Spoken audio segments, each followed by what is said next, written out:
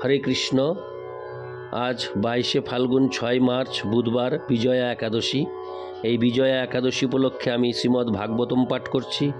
আজ আমি পাঠ করব শ্রীমদ্ ভাগবতমের দ্বিতীয় স্কন্দ 7ম অধ্যায়, বিশিষ্ট কার্য সম্পাদনের জন্য নির্দিষ্ট অবতারসমূহের শ্লোক 33, 34, 35 ও 36। নারায়ণ হে নারায়ণ ভবভয়হরণম নারায়ণ। শ্লোক 33।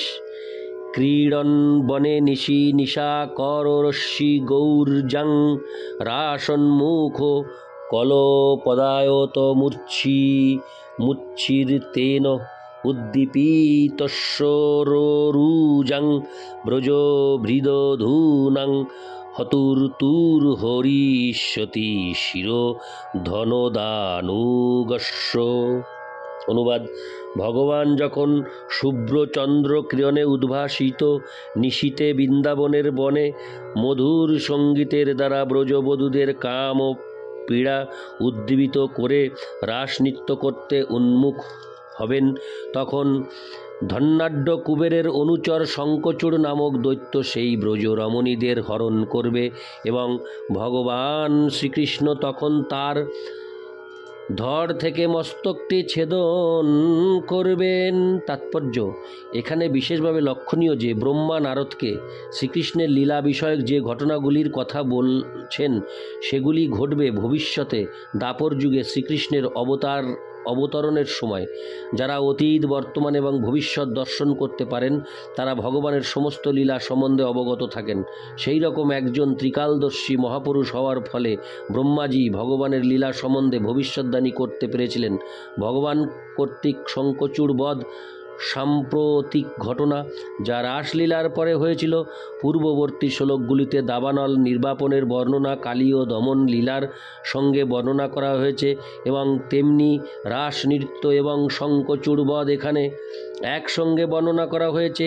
এই আপাত বিরোধের মীমাংসা হচ্ছে যে এই সমস্ত ঘটনাগুলি ঘটবে ভবিষ্যতে। ব্রহ্মাজি নারদকে যখন সেগুলি বলেছিলেন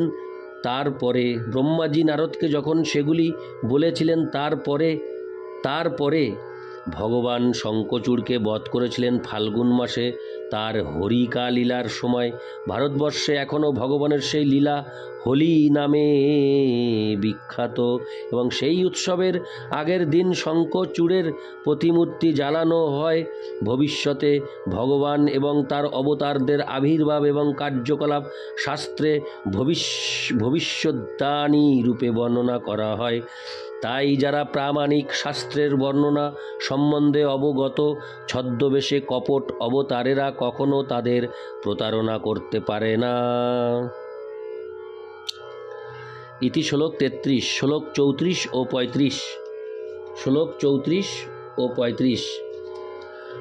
যে চ প্রলম্ব খরোদূরকেশ্বরিষ্ট মল্লেভো কংসযৌবনা কপি পৌণ্ড্রকাদ্যা অন্যে চ শাল্ব কুজো বল্লল দন্তবক্র সপ্তক্ষ সম্বর বিদুর থরুষ্কি মুখা যে বা মৃধে সমিতিশালিন আত্মচপা কাম্বোজমৎস্য কুরু সৃঞ্জয় কৈক আদ্যা যাস্যন্ত দর্শনমলং বলপার্থ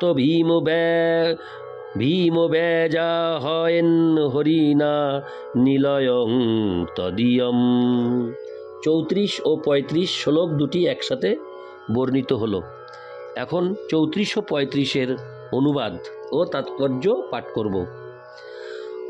প্রলম্ভ, ধেনুক, বক, কেশী, অরিষ্ট, চানুর, মুষ্টিক, কুবলয়া, পীড়, হস্তি, কংস, যবন, নরকাসুর এবং পৌণ্ড্রকের মতো অসুরেরা তথা শাল্বের মতো মহারথী দ্বিবিধ বানর এবং বল্লল দন্তবক্র, সপ্তবৃষ, সম্বর, বিদুরথ এবং রুক্সী প্রমুখ প্রসিদ্ধ রাজাগণ এবং কাম্বোজ, মৎস্য, কুরু, সৃঞ্জয় এবং কেকয় প্রমুখ মহান যোদ্ধাগণ সাক্ষাৎ শ্রীহরির সঙ্গে অথবা বলদেব, অর্জুন, ভীম ইত্যাদি নামে তারই সঙ্গে প্রচণ্ড যুদ্ধ করবে।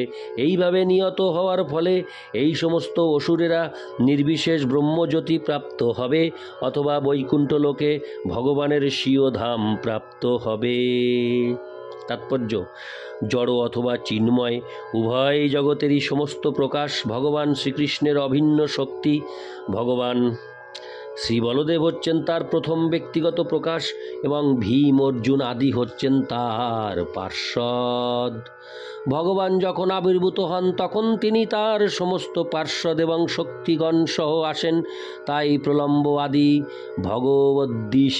ভগবদ্বিদ্বেষী অসুর এবং অসুর সদৃশ মানুষরা তখন স্বয়ং ভগবান কর্তৃক অথবা তার পার্ষদ কর্তৃক নিহত হয়। সেই সমস্ত বিষয় দশম স্কন্ধে বিস্তারিতভাবে বিশ্লেষণ করা হবে, কিন্তু আমাদের ভালোভাবে জেনে রাখা উচিত যে উপরোক্ত যে সমস্ত জীবদের নিহত হওয়ার কথা বলা হয়েছে তারা হয় ব্রহ্মজ্যোতিতে যা যুজ্য মুক্তি লাভ করবে অথবা ভগবানের ধাম বৈকুণ্ঠলোকে প্রবিষ্ট হবে। সে কথা পূর্বেই ভীষ্মদেব প্রথম স্কন্ধে বিশ্লেষণ করেছেন। কুরুক্ষেত্রের যুদ্ধে যারা অংশগ্রহণ করেছিল অথবা যারা শ্রীকৃষ্ণ বা বলরামের হাতে নিহত হয়েছিল তারা মৃত্যুর সময় তাদের মানসিক অবস্থা অনুসারে চিন্ময় পদ লাভ করেছে। যারা শ্রীকৃষ্ণকে ভগবান বলে চিনতে পেরেছেন তারা বৈকুণ্ঠ লোকে প্রবেশ করেছেন। যারা ভগবানকে কেবল একজন শক্তিমান ব্যক্তি বলে মনে করেছে তারা ভগবানের নির্বিশেষ ব্রহ্ম জ্যোতিত সাযুজ্য মুক্তি লাভ করেছেন। তবে তারা সকলেই জড়জগতের বন্ধন থেকে মুক্তি লাভ করেছেন। ভগবানের প্রতি বৈরী ভাবাপন্ন হওয়া সত্ত্বেও যদি এরকম লাভ হয় তাহলে যারা ভগবানের সঙ্গে চিন্ময় সম্পর্কে সম্পর্কিত হয়ে ভক্তি সহকারে তার সেবা করছেন তাদের যে কী গতি হবে তা সহজেই অনুমান করা যায়। ইতি শ্লোক 34 ও 35। আমি এখন পাঠ করব শ্লোক 36। কালেন মিলিত ধিয়ামবমৃষ্য নৃণাং স্তকায়ুষাং শনিগমবত দূরপার আবির্হিতস্তনুযুগং সহি সত্যবতাং বেদ ধ্রুমং বিটোপস বিভজ্জিষ্যতি স্ম। হরে কৃষ্ণ।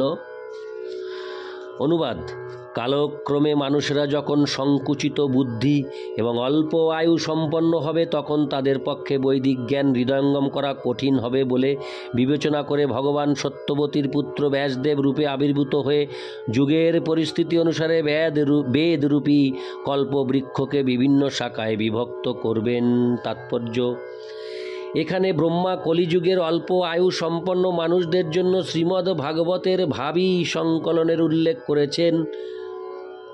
প্রথম স্কন্ধে উল্লেখ করা হয়েছে যে কলিযুগের অল্প বুদ্ধি সম্পন্ন মানুষেরা কেবল অল্পায়ু হবে না, উপরন্তু ভগবদ্বিহীন হওয়ার ফলে বহু সমস্যায় জর্জরিত হয়ে উদ্বিগ্ন হবে। জড়দেহের ভৌতিক সুখ স্বাচ্ছন্দ্য বিধানের উন্নতি সাধন, জড়া প্রকৃতির নিয়মে তমগুণের প্রভাব, জ্ঞানের প্রকৃত প্রগতি হচ্ছে আত্মতত্ত্ব উপলব্ধি।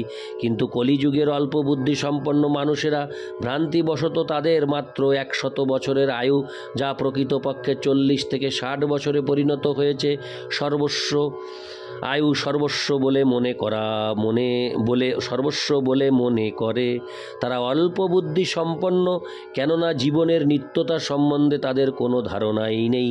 তারা 40 বছরের আয়ু সম্পন্ন অনিত্য জড় শরীরটিকে তাদের জীবনের মূল তথ্য বলে মনে করে।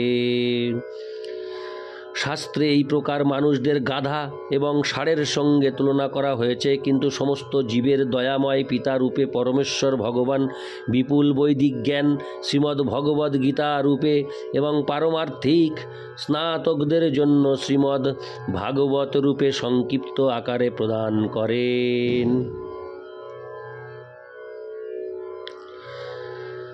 প্রকৃতির বিভিন্ন গুণের দ্বারা প্রভাবিত বিভিন্ন প্রকার মানুষদের জন্য ব্যাসদেব পুরাণ এবং প্রকৃতির বিভিন্ন গুণের দ্বারা প্রভাবিত বিভিন্ন প্রকার মানুষদের জন্য ব্যাসদেব পুরাণ এবং মহাভারত রচনা করেন। এই গ্রন্থগুলির কোনোটিই বৈদিক সিদ্ধান্ত থেকে স্বতন্ত্র নয়। ইতি শ্লোক ৩৬। নারায়ণ হে নারায়ণ ভবভয়হরণম